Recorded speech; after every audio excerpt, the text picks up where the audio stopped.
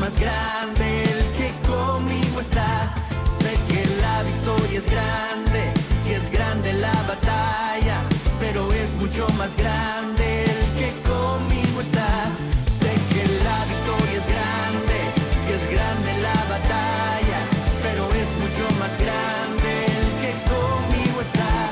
Sé que la victoria es grande la batalla, pero es mucho más grande el que conmigo está.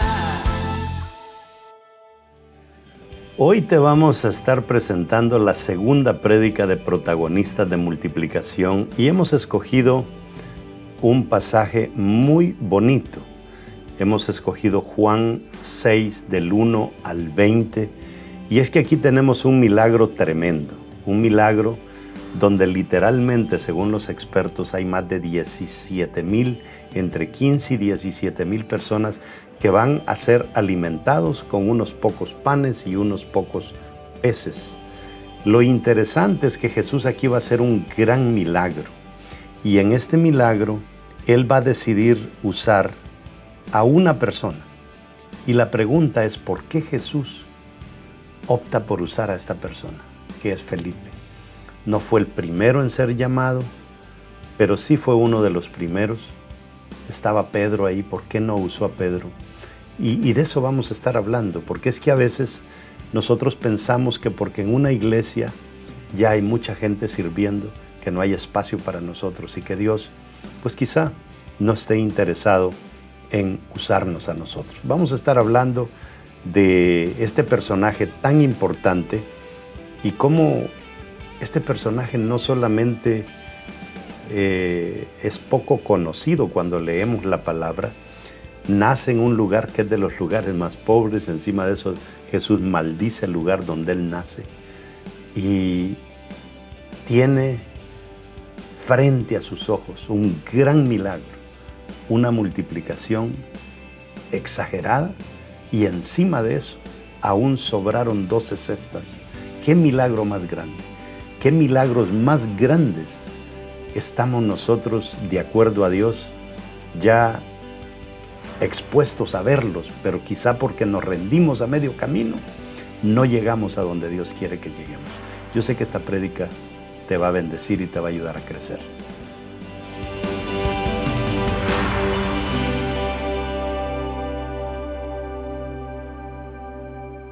Vamos a declarar que este libro no es el Corán ni el libro de páginas amarillas, sino palabra de Dios. ¿Está conmigo? Diga conmigo, la Biblia es palabra de Dios. Si Dios lo dice, yo lo creo. Si Él dice que tengo riquezas, soy rico. Si Él dice que tengo salud, soy sano. Si Él dice que tengo salvación, soy salvo. Si Él dice que soy su hijo, soy importante. Por eso, de hoy en adelante, nadie más me definirá. El único que me define es Dios, mi hacedor. Démosle un aplauso a ese Dios poderoso. Ok, ahora sí, lea conmigo allí en el Evangelio de Juan, capítulo 6, verso 1. Póngale mucha atención, porque vamos a meternos bien profundo ahí en todo recoveque bíblico. Dice, después de esto, Jesús fue al otro lado del mar de Galilea, el de Tiberias, y le seguía gran multitud porque veían las señales. ¿Por qué lo seguían? Por las señales que hacía en los enfermos. Mire, dese un aplauso usted, porque este viernes y sábado esto estuvo repleto. ¿Por qué? Por las señales. Qué bonito cuando servimos a Dios, hayan señales o no hayan señales. Amén. Dese el aplauso si es gratis. Entonces dice, entonces subió Jesús a un monte y se sentó allí con sus discípulos. Y estaba cerca la Pascua, la fiesta de los judíos. Cuando alzó Jesús los ojos y vio que había venido a él gran multitud, dijo a Felipe. ¿Cuántos discípulos andaban con Jesús? 12. Mi pregunta es, ¿por qué Jesús le dijo a Felipe? Y no le dijo a Pedro, no le dijo a Juan, no le dijo a Judas, no le dijo a Mateo, fue a Felipe. ¿Qué es lo que el Señor nos quiere enseñar? dice que dijo a Felipe: ¿de dónde compraremos pan para que coman estos? Seguramente andaba algún presupuesto Jesús por ahí. El problema es que Judas era el tesorero y ese se lo volaba todo ahí en los descuidos. Pero esto decía para probarle. Mire por qué Jesús de todos quería probar a este caballero. Dice, porque él sabía lo que había de hacer. Felipe le respondió: 200 denarios de pan no bastaría para que cada uno de ellos tomase un poco. Uno de los discípulos, Andrés, hermano de Simón Pedro, le dijo: aquí está un muchacho que tiene 5 panes de cebada y 2 pececillos más, que dice: ¿qué es esto para tantos? Entonces Jesús dijo: haced recostar a la gente. Y había mucha hierba en aquel lugar, y se recostaron como en número de 5,000 varones. Y tomó Jesús aquellos panes, y habiendo dado gracia, los partió. Mire cómo Jesús hizo. Lo primero que él dio fue dar gracias aun cuando el milagro no ha sucedido. Dice que lo repartió entre los discípulos, y los discípulos entre los que estaban recostados, asimismo de los peces. Me pasó las de Maduro ya. Asimismo de los peces, cuánto querían. Que todo se paga. Le hacemos burla al hombre. Y cuando se hubieron saciado, dijo a sus discípulos: recoged los pedazos que sobraron para que no se pierda nada. Recogieron pues y llenaron 12 cestas de pedazos que de los 5 panes de cebada sobraron a los que habían comido. Verso 14, aquellos hombres entonces, viendo la señal que Jesús había hecho, dijeron: este verdaderamente es profeta que había de venir al mundo. Otra vez, viendo las señales, creyeron. Siéntese. Vamos a elaborar sobre esto. La semana pasada hablamos de esta mujer que fue protagonista, que tenía una vasija de aceite, y Dios la manda a conseguir vasijas vacías para hacerle un milagro. Y fue un milagro tremendo. ¿Sabe usted lo que significa tener una vasija llena de aceite y poner una vasija vacía, trasvasar el aceite de una vasija a la otra, y que el aceite que está en la vasija no mengüe? Y llenó la primera, llenó la segunda, y la vasija no se vaciaba. Y hay cosas que Jesús nos enseña en todo eso. Nosotros nunca vamos a ver que Dios haga algo de la nada. Eso lo hizo en el Génesis, pero del Génesis para acá Dios siempre ha necesitado algo. Y a veces nosotros le pedimos a Dios que haga cosas de la nada. Ejemplo, le pedimos a Dios que nos bendiga financieramente cuando nunca le hemos dado un centavo a Dios. ¿Y cómo va Dios a multiplicar algo que nosotros no hemos dado? O hay personas que quieren que Dios les haga un milagro de salud, aun cuando ellos ni tan siquiera le han entregado su vida al Señor. Yo les he comentado a ustedes que a veces a mí me llaman personas que me dicen que oren por ellos. Y yo lo primero que les pregunto: ¿ya le entregaste tu vida a Jesús? Y en una ocasión, ya se los comenté, se los vuelvo a comentar porque algunos son olvidados, me llama y me dice: pastor, ore por mí. He probado todos los médicos y lo mío como que no tiene remedio. Aquí lo único que estoy esperando es un milagro de Dios. Y le hago la pregunta, le digo: ¿tú ya le entregaste tu vida a Jesús? Y me dice: no. Y entonces le digo: te hago una pregunta, ¿qué gana Jesús si te sana? Me dijo: nada. Mire qué negocio le queremos sacar nosotros al Señor. Que Dios no va a recibir nada, pero nosotros sí queremos sanidad.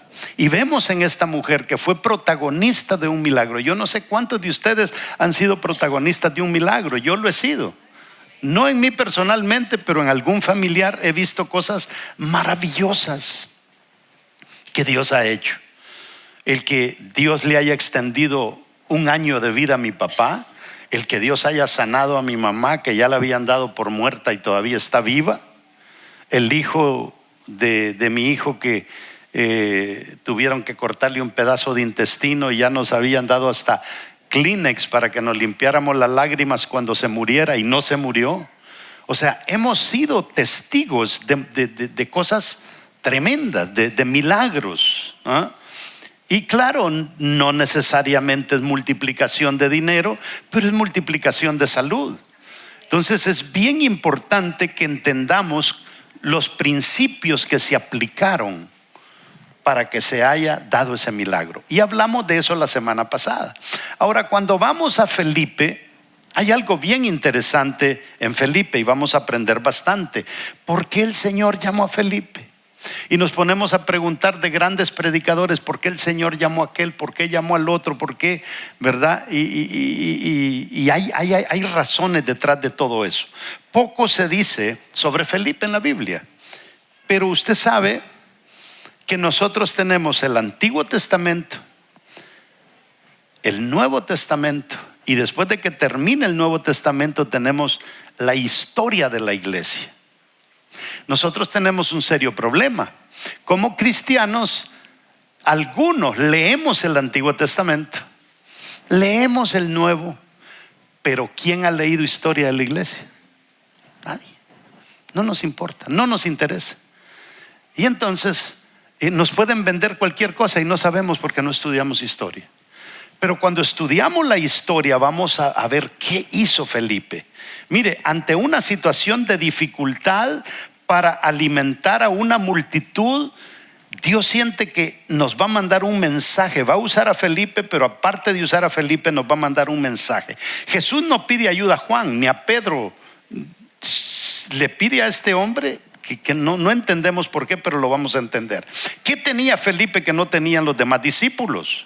Primero, ahí en sus notas apunte que algo que sí notamos en Felipe es que fue uno de los primeros que comenzaron a seguir a Jesús. De los primeritos. Yo no sé, yo me recuerdo perfectamente quiénes fundamos esta iglesia. Fueron de los primeros. Me recuerdo quiénes fueron viniendo después. Fueron de los primeros. No se olvidan. Es más, legalmente, cuando nosotros iniciamos una organización, hay algo que nunca cambia, que son los fundadores. Hay algo en eso. Es que mire, los fundadores son vientres. La gente que comenzó algo son vientres que le dieron vida a algo que no existía. Y a eso es lo que el Señor nos está llamando. Y cuando el Señor nos pone a Felipe, lo que nos da a entender es que si Dios usó a Felipe como un vientre para hacer algo grande, Dios nos puede usar a nosotros. Y por eso nos pone una de las personas más sencillas de todos los discípulos. Dice Juan 1:43: el siguiente día quiso Jesús ir a Galilea y halló a Felipe y le dijo: sígueme. Y aquí viene lo interesante, que dice que Felipe era de Betsaida, la ciudad de Andrés y de Pedro. Mire, 3 discípulos de Jesús nacieron en Betsaida. Pero usted dirá: qué bonito ese nombre y que no sé qué, pero ya los voy a llevar a Betsaida para que se dé cuenta qué era Betsaida y cómo Jesús pudo sacar a 3 discípulos de ese lugar. Es interesante, a Jesús no se le olvida que Felipe es de los primeros que formaron parte de su equipo, y por eso lo conoce bien y sabe que él es el indicado en ayudar en esa situación de escasez y la necesidad de un milagro. Y Dios va a usar a este hombre para que sea protagonista de algo grande, y nos está invitando a nosotros para que analicemos a este protagonista, para que entendamos que también nosotros podemos ser protagonistas de algo grande. Entonces, importante que veamos eso. Ahora, hay cosas que nosotros tenemos que ver en Felipe, y cuando leemos lo poco que hay de Felipe, entendemos una cosa: Felipe tenía un fuerte deseo de conocer a Dios. Y eso es bien importante, hermanos, tener ese fuerte deseo. ¿Sabe usted que en la Biblia hay un montón de nombres para Dios? Pero uno de los nombres que nosotros utilizamos como latinos es Jehová. Y la palabra Jehová literalmente quiere decir el Dios que se deja conocer. ¿Qué quiere decir Jehová? El Dios que se deja conocer. Dios quiere que lo conozcamos, que lo entendamos. Porque la razón por la que nosotros no le servimos bien a Dios es porque no hemos llegado a entender bien a Dios. Entre más entendemos a Dios, entre más profundizamos, mejor va a ser nuestra amistad con Él. Y cuando nosotros ignoramos sobre una persona, hasta hablarle nos cuesta. Pero cuando ya nos hacemos amigos, como que entramos en esa relación y las cosas son fáciles. Ahora, durante la última cena, Felipe le pregunta a Jesús: Señor, muéstranos al Padre y nos basta. Mire qué deseo tenía este hombre de conocer a Dios. Muéstranos al Padre y nos basta. Claro, estaba pidiendo algo que no era fácil. Ahora, aparte de eso, sabemos que Felipe fue a Samaria y fue uno de los predicadores en Samaria. Después de la ascensión de Jesús, Felipe predicó el evangelio en Samaria. Cuando Jesús se va, hubieron varios discípulos que desaparecieron del mapa. Casi que no oímos hablar de Mateo, casi que no oímos hablar de Matías, que fue el que reemplazó a Judas. Hay varios discípulos que ni se oyen mencionar, pero se estima, según la historia de la iglesia, que Felipe predicó el evangelio en Samaria, y donde hizo milagros y bautizó a muchas personas, incluyendo a un tipo que se llamaba Simón el Mago. Entonces vemos que estas cosas, cuando Dios te pone frente a un milagro, cuando Dios te pone frente a una multiplicación, es porque Dios te quiere marcar para que a futuro no tengas excusa para volver atrás. Y vemos nosotros que este hombre se levanta y ¿cómo se le va a olvidar eso? ¿Cómo puedo yo dejar de servir a un Dios que me ha hecho tantos favores?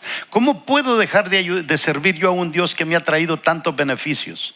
Entonces Dios no solamente marca a Felipe para que Felipe no tenga excusas para volver atrás. Se cree que Felipe predicó el evangelio en las dos Frigias, otros pueblos.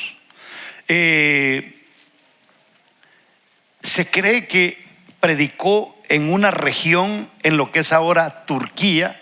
O sea, el tipo no descansó. Este hombre quedó marcado por esta experiencia que tuvo.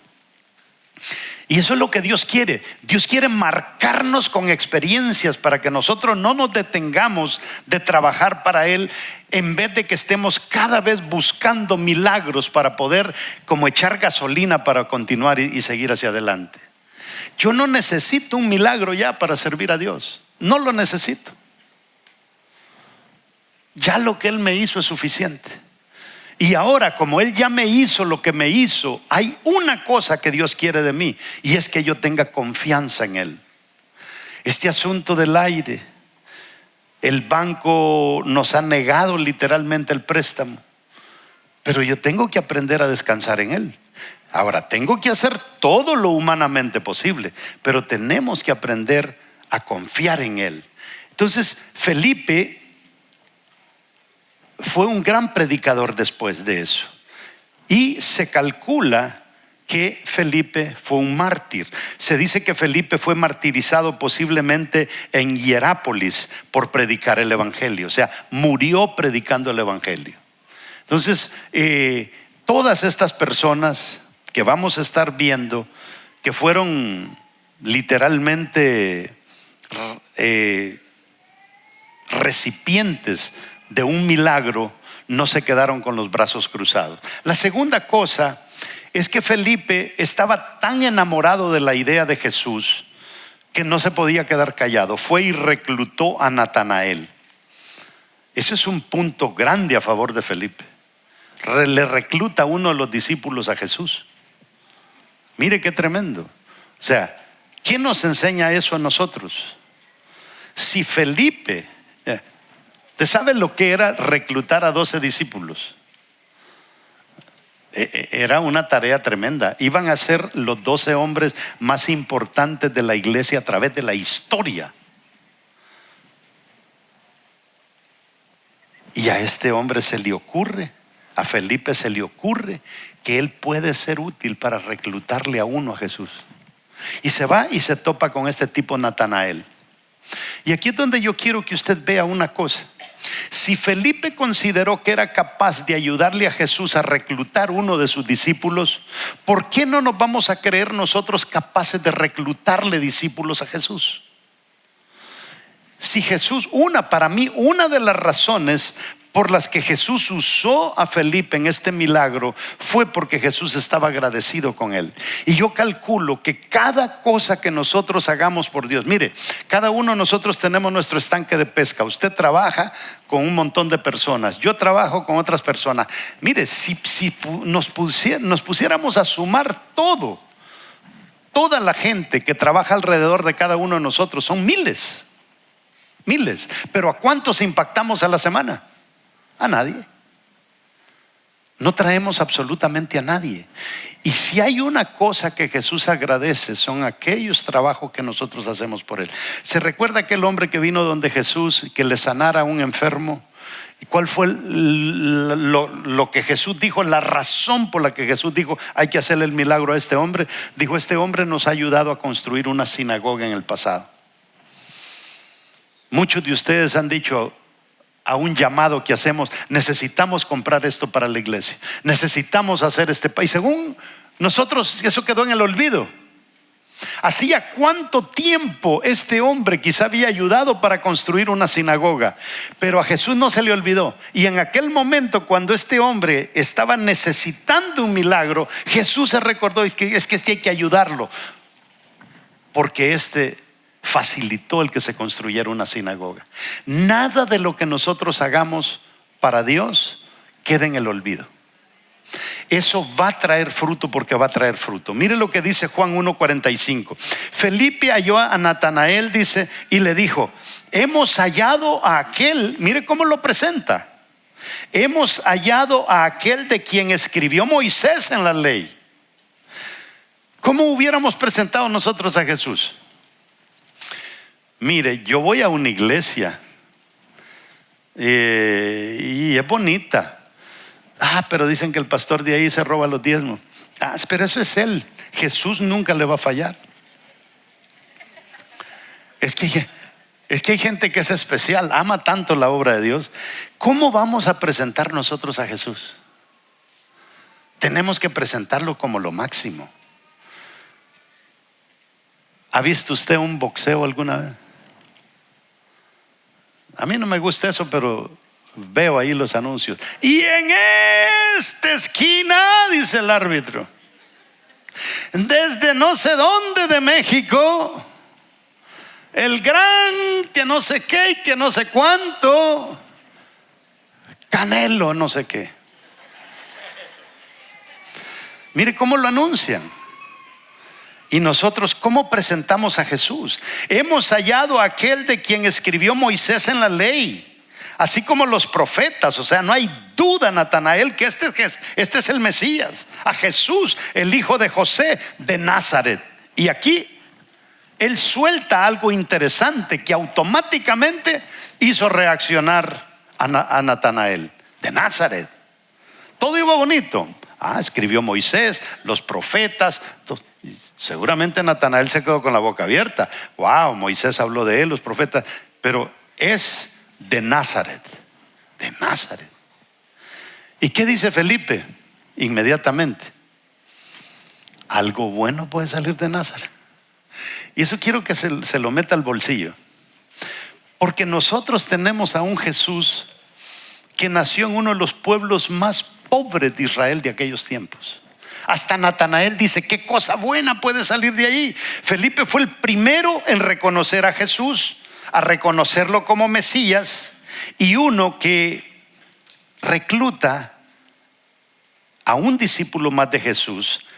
Y Natanael dice, recuerde una cosa, Natanael era de Caná de Galilea. Si yo le pudiera poner el mapa, y le pongo el mapa de dónde está Nazaret y dónde está Caná de Galilea, literalmente están a la par. En carro creo que en 10 minutos uno llega de Caná a Nazaret. Entonces Natanael era de Caná de Galilea, una ciudad que estaba literalmente a minutos. Entonces este tipo sabía quiénes eran los del no sé ni cómo se le llama eso, porque eran 6 casas se calculan que habían allí en los tiempos de Jesús. Yo no sé, en diferentes lugares le llaman a un caserío, bueno, unas pocas casas le dicen caserío. En El Salvador usan un término que solamente se usa en Ecuador y El Salvador, que es un cantón. No sé de dónde viene eso, pero así se le llama cuando son unas pocas casas. ¿De quién rayos puede salir de ahí? Dios mío, qué cosa buena puede salir de ahí. Yo no sé de dónde usted salió, pero en mi acta de nacimiento dice que yo nací en el cantón Llano de la Virgen. Dios mío, ¿verdad? Y cualquiera podría decir, qué cosa buena puede salir del cantón del Llano de la Virgen. Mi esposa nació en un lugar que se llama el cantón El Xiste. Dios mío.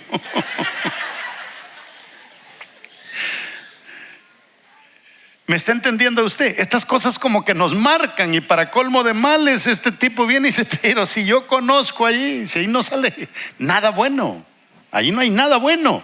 Ahora, después de la ascensión de Jesús, la tradición cristiana afirma que Natanael predicó el evangelio en varias regiones. Se calcula que Natanael fue y predicó el evangelio en la India, que lo predicó en Armenia, lo predicó en Etiopía, en Persia. Estos tipos hicieron una gran diferencia en Jesús, porque ya cuando se hizo este milagro, Natanael estaba allí. ¿Me está entendiendo? Y pudieron ver esa, o sea, cuando usted sea partícipe de una multiplicación o de un milagro, no nos podemos quedar callados.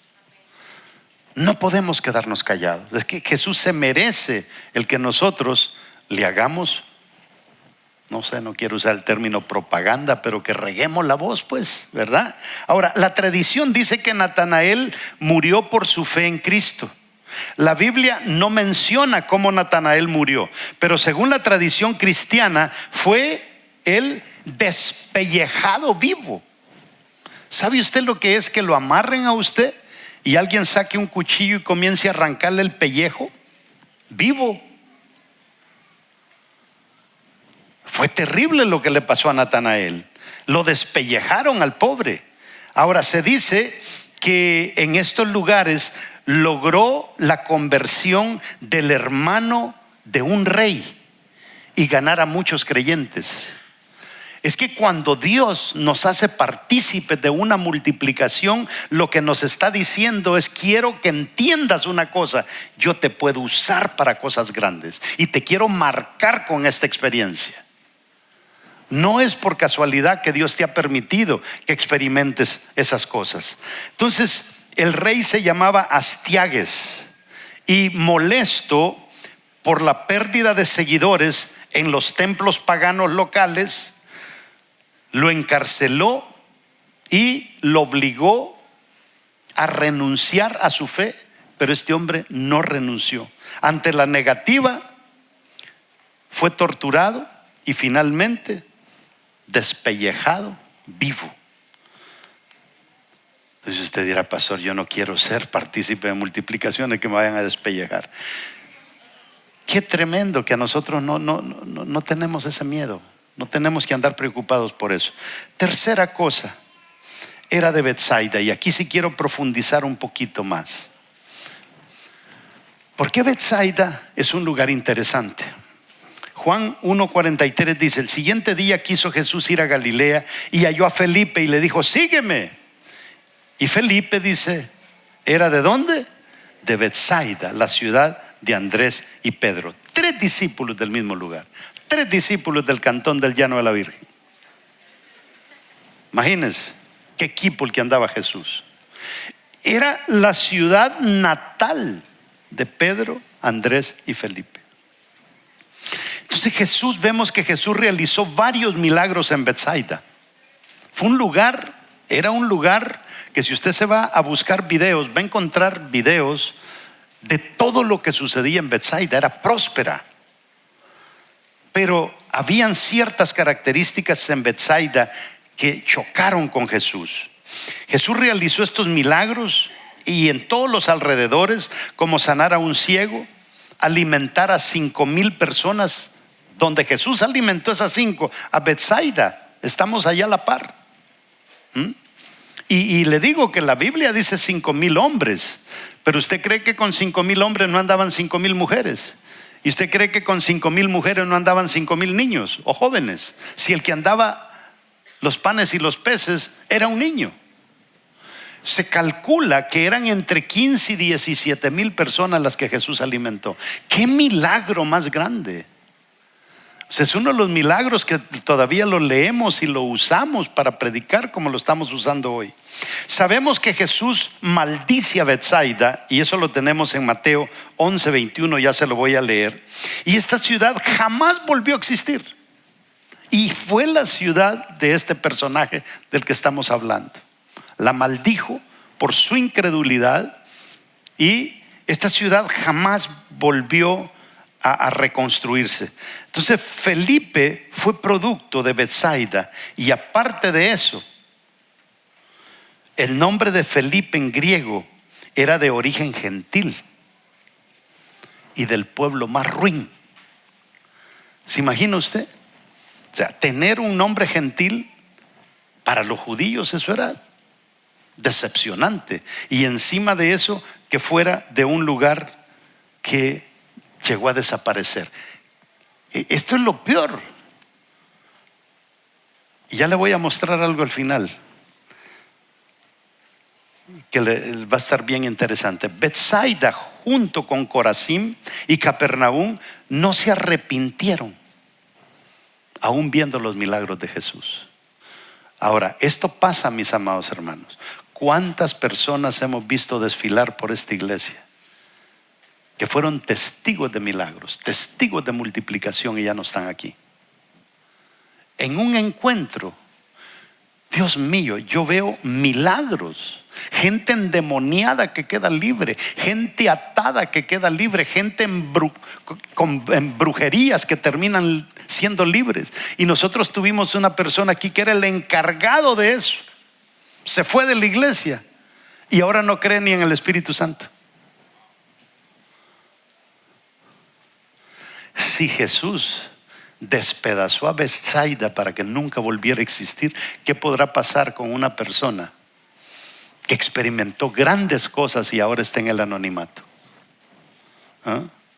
Yo le voy a decir una cosa, mis amados hermanos. Hay gente que se movió en las cosas de Dios y ya no se mueve, y se han quedado ahí apagados y piensan que todo está bien, pero no es así. Yo conocí a una señora cuando comenzó Vida Real, fue una de las fundadoras. Esta mujer cometió unos errores bien feos, y en su iglesia le pusieron disciplina. Se le acabó la disciplina, porque esa gente que usted ve apagada no están apagados por casualidad. Jesús les cortó la luz. Esta mujer hacía todo lo posible por meterse en algo y nada le funcionaba.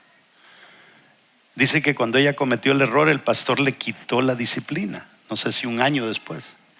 Hermanos, cuando completó 10 años, esa mujer estaba aquí en la iglesia, y ella lo notó exactamente el día, 10 años después, que Dios la comenzó a usar otra vez como la usaba antes.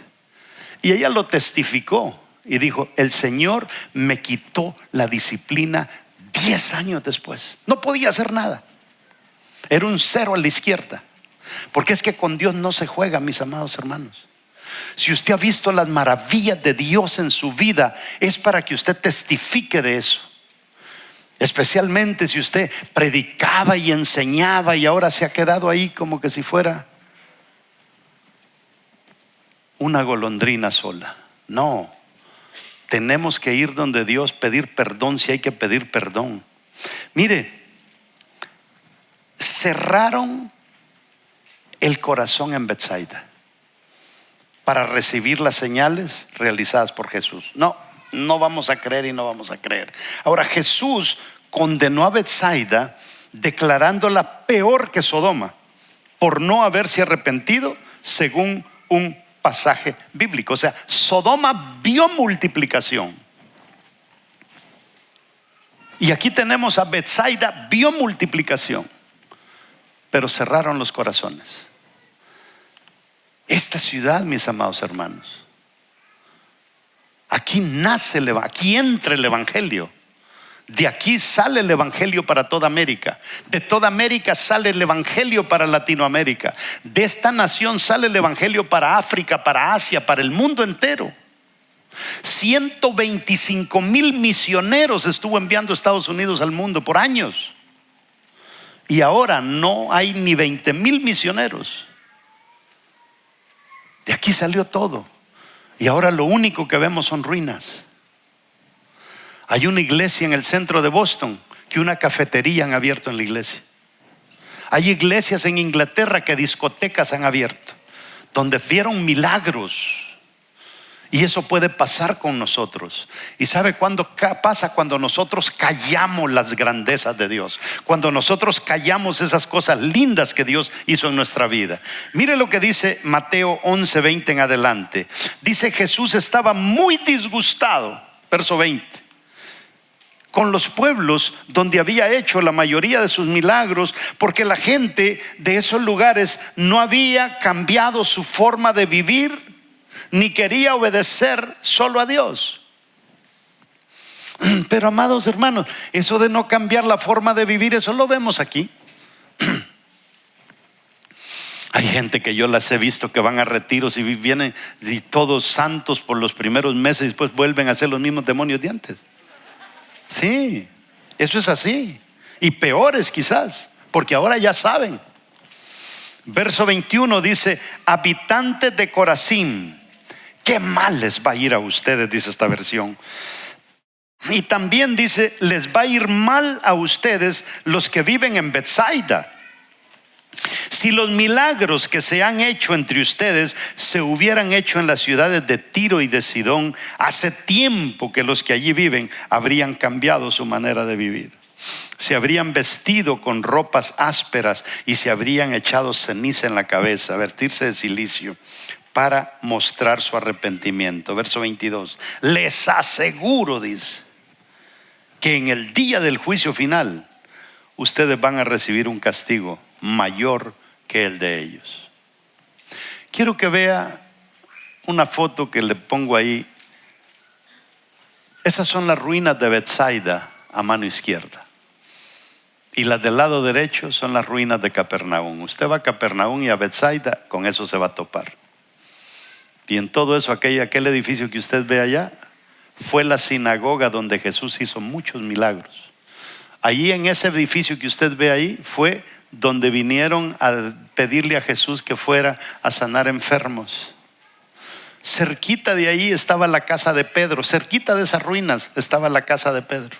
Eso fue cuna de avivamiento. Allí se predicó el evangelio, allí dormía Jesús, allí dejó la vida, parte de la vida Jesús. Y mire cómo terminó, simple y sencillamente porque no respondieron en agradecimiento a aquellas grandes cosas que Dios había hecho. Dios no nos ha puesto aquí por casualidad. Y yo le digo que lo único que uno necesita es saber qué hacer. Saber qué hacer en este asunto del ministerio. Hay tantas cosas que podemos hacer. Dios nos da sueños, Dios nos habla a través de profetas y de diferentes maneras, porque yo no creo que uno fue llamado a ser cristiano para venirse a sentar a la iglesia. Hay tantas cosas que podemos hacer, mis amados hermanos. Hay vidas que se están perdiendo. Hay personas a diario que están pensando darse un tiro, y lo único que tienen cerca es usted, que les puede hablar del Señor. Mire, usted no sabe a quién se puede ganar. Hay un testimonio de una iglesia donde un día llegaron dos jovencitos, y estos tres jovencitos aceptaron a Cristo. Y uno de los diáconos de la iglesia, esto lo cuenta la historia, uno de los diáconos de la iglesia dijo, esos muchachitos no se han convertido porque no lloraron cuando se entregaron a Jesús. O sea, hay que llorar para entregarse a Jesús, ¿no? Se entregaron los tres. Y esto está escrito. Un diácono dijo, no, de ahí no va a salir nada bueno. No lloraron. ¿Y sabe quién era uno de ellos? Billy Graham. Uno de los tres que no lloraron. O sea, si tú te entregaste a Jesús y de estos tres sale un Billy Graham, ¿qué estamos esperando nosotros para que Dios nos use? Este es el año de la multiplicación. Este es el año donde nosotros, ¿cuánta gente no sanó gracias a Billy Graham? ¿Cuántas parejas no se restauraron? Mano, es tremendo lo que Dios puede hacer a través de nosotros. Simplemente mires en el espejo, mire al vecino. Allí hay una gran capacidad. No se subestime. No piense lo peor de usted. ¿Se recuerda aquella mujer que llegó donde Jesús a que le sanara a su hija? Y Jesús le dijo que él no había venido a darle pan a los perros. ¿Y qué le dijo la mujer? Señor, yo sé eso, pero Señor, aún de las migajas que caen de la mesa, aunque sea esas migajitas, son mías. ¿Sabe lo que le está diciendo esta mujer a Jesús? Señor, una migaja en tus manos es lo que yo busco, porque tus manos son capaces de hacer de una migaja algo grande. De la peor familia del pueblo, del peor pueblo de donde hayas venido. Quizá el diablo ya te tenía marcado para quitarte de aquí de la tierra, pero Dios te levantó, Dios te guardó, te conservó con vida y estás aquí ahora. Quiero mostrarles una foto que está ahí. Ve ese lugar que está ahí, donde está el punto rojo. Ahí nací yo. Ni el bendito mapa lo tiene. Lo único que se ve ahí dice algo, Centro Escolar de Salguazapa. Donde está el punto rojo nací yo. Ni existe en el mapa. Y no he hecho grandes cosas, pero me he dejado usar por el Señor. Y hemos llevado la palabra, y la palabra se está predicando en diferentes lugares del mundo gracias a este ministerio. Así es de que yo diría, no se subestime. Dios quiere hacer cosas grandes a través de nosotros. No podemos nosotros conformarnos con cositas pequeñas.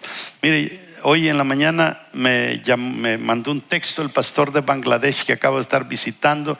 Él ha quedado como comprometido conmigo. Me dice, pastor, ahí le mando 2 personas que se convirtieron hace un par de semanas, la esposa con el esposo. 2 musulmanes se convirtieron. Ahora los estoy bautizando. Hoy los bautizó. No hay tiempo que perder.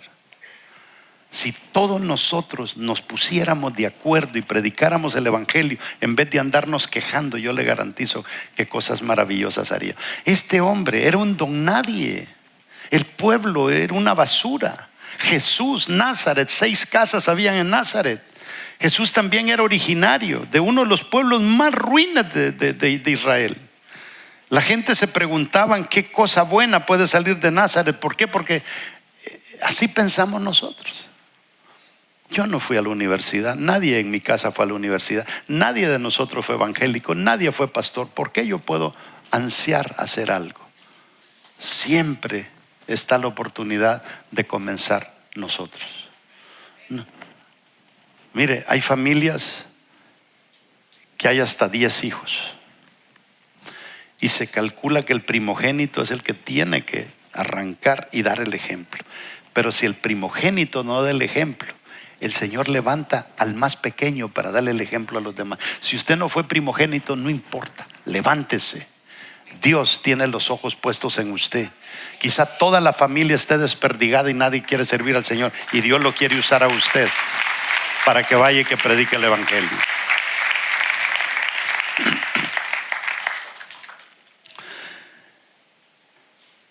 Jesús se topó con incredulidad, con rechazo, con pobreza. Y eso no nos puede detener. Y tú también puedes ser un protagonista de multiplicación. Una persona a veces necesitamos ganarnos para el Señor. Y esa persona comienza. ¿Se recuerda que hace unos días atrás le hablaba? Tenemos una iglesia nosotros en Madrid. Y un día me escribió el pastor y me dice: pastor, se convirtió un musulmán en la iglesia. Y le digo: ¿y qué hablaste con él? Sí, hablé con él. ¿Y sabe qué me dijo? Dice que él tenía una novia venezolana y le hizo brujería. Y le hizo brujería, y de la brujería comenzó a quedar ciego. Entonces él era un musulmán, fue a hablar con el imam, y el imam hizo sus rezos ahí por él, pero después se fue a meter a la mezquita y se compró su alfombra y iba a orar y a orar para que Alá lo salvara, lo sanara. Y Alá nunca lo sanó. Y un día, escuchando en YouTube un video de una canción que se llama Quiero conocer a Jesús, se puso a decir: yo quiero conocer a Jesús. Y en medio de escuchar esa alabanza, le dijo Jesús: Alá no pudo hacer nada, Mahoma no pudo hacer nada, el imam no pudo hacer nada, sáname tú. Y lo sana el Señor viendo un video. Llega el domingo y se entrega a Jesús. Se entrega a Jesús, y ahora había terminado con aquella venezolana, anda con otra que está empecinado con las venezolanas, y están yendo a la iglesia. La iglesia de Madrid, hemos batallado, mis amados hermanos, para llegar de 20 a 30 personas. Pero le digo que nos hemos reventado la cabeza para ver cómo llegábamos a 30. Llegamos a 40, movimos la iglesia a un cine a ver si en el cine nos iba mejor. Y casi siempre el pastor me reportaba y me decía: pastor, llegaron 40, pero hay 10 que no vinieron. O sea que somos 50, pero queríamos estirar los números. Y este domingo me dice: pastor, por primera vez en la iglesia vinieron 70 personas y hay 30 que no llegaron a la iglesia. Pero ¿sabe? Me dice, ¿cuál es la clave? El ex musulmán los está trayendo a todos a la iglesia. Dios mío, una persona que ¿quién lo podría creer? Es el que está contribuyendo para que se llene una iglesia. Se está viendo multiplicación por alguien que ni tan siquiera lo creíamos, lo pensábamos. ¿Qué esperamos nosotros para repletar este lugar? Yo tengo fe, mis amados hermanos, que este lugar es muy pequeño y Dios nos va a sacar de aquí en su momento, pero Dios nos va a ver hacer cosas grandes, y lo que no hagamos nosotros lo van a hacer nuestros hijos. Pero nuestros hijos tienen que quedar impactados por ese testimonio que tú les has compartido. Tú también puedes ser un protagonista de la multiplicación. No nos subestimemos unos a otros. Uno de los milagros más grandes del ministerio de Jesús fue esta multiplicación de los panes y los peces. Y en esa ocasión Jesús llamó a Felipe. En otra ocasión Dios te va a querer llamar a ti.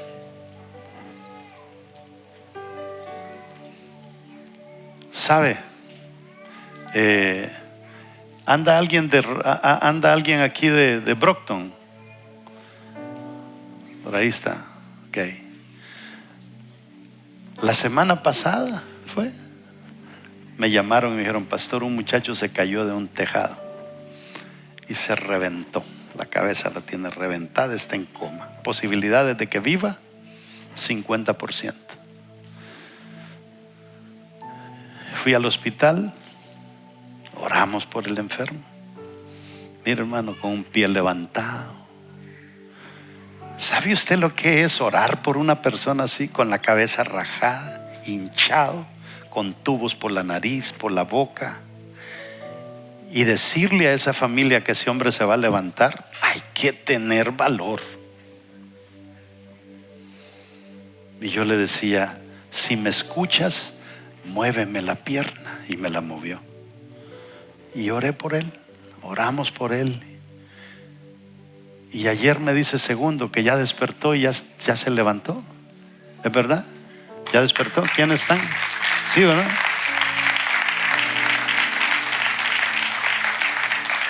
Ahora, Dios utilizó a ese hombre ahora para un gran milagro. Y ahora no hay que descansar hasta que metamos en ese hombre, aunque hasta que metamos un Felipe en ese hombre. Si en este día tú lograras aceptar que Dios logre meter un Felipe en ti para que te levantes y prediques el evangelio, para que salgas y ores por los enfermos, no somos nosotros, mis amados hermanos, es Dios quien lo hace. Dios simplemente quiere que abramos la boca para que el otro escuche, y Dios es el que se va a encargar de hacer maravillas. No ha salido del hospital todavía, pero ya casi. 6 meses va a estar, pero está vivo. Gloria a Dios. Tiene que recuperarse de todo. Si esto lo tiene despedazado, si ese hombre se levanta y entiende estas cosas, Dios puede hacer maravillas. Pero olvidémonos del enyesado, del reventado de la cabeza. Vamos a usted. Póngase de pie. Vamos a usted. ¿Qué está esperando? ¿Qué estamos esperando? Este es un año que estamos declarando que vamos a crecer. Amados hermanos, duplicar la membresía de esta iglesia es pan comido para nosotros. Si tan solo usted se dispone a hacer lo que nunca se ha atrevido a hacer. Pero no podemos seguir con una actitud negativa. Tenemos que levantarnos y hacer cosas grandes para el Señor.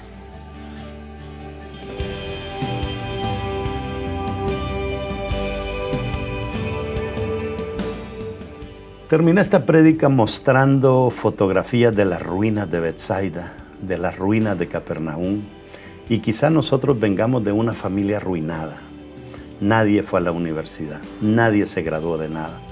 Quizá nuestro padre fue, no sé, un borracho o un padre problemático. Quizá nunca conocimos a nuestro padre. ¿Quién sabe cuál ha sido tu contexto? Pero lo importante es que no importa dónde tú hayas nacido, lo importante es que Dios depositó un propósito en cada uno de nosotros. No decidimos dónde nacemos, pero sí decidimos qué hacer con nuestra vida. Y Dios nos tiene preparados para las cosas más grandes. Hay algo que Dios depositó en nosotros aparte de propósito, y es que Dios depositó potencial. Así es de que no te detengas por nada. Tú vas a ser alguien que va a experimentar grandes milagros, grandes multiplicaciones, pero tienes que atreverte a dar más que una persona promedio. Y si tú no has estado en las cosas del Señor y este mensaje te ha hablado, yo te puedo llevar a hacer una oración que te va a conectar con Dios. ¿Te atreves a hacer esa oración conmigo? Vamos a hacerla. Tú repite conmigo, dice: Señor Jesús, gracias por tu salvación. Gracias por tu sangre derramada en la cruz. Señor, si no fuera por tu gracia, yo estuviera perdido, pero ahora tu gracia me ha alcanzado. Te agradezco que hoy perdonas mis pecados, Señor, y que me das una oportunidad de un borrón y cuenta nueva. Gracias por tu perdón, en el nombre poderoso de Jesús. Amén. Si tú hiciste esa oración, yo te invito a que donde quiera que estés, busques una iglesia. Si no encuentras una iglesia Vida Real, busca una iglesia sana, que tenga una buena reputación en el pueblo, en la ciudad, y comienza a echar raíces. Un árbol con raíces profundas, no hay viento que lo arranque. Y eso es lo que yo siempre insto a cada uno de ustedes, que nuestras raíces no solo sean grandes, sino que sean profundas. Y ustedes que por años han seguido mis prédicas, gracias por seguirnos, y espero que esta prédica más haya sido de gran bendición. Dios les bendiga.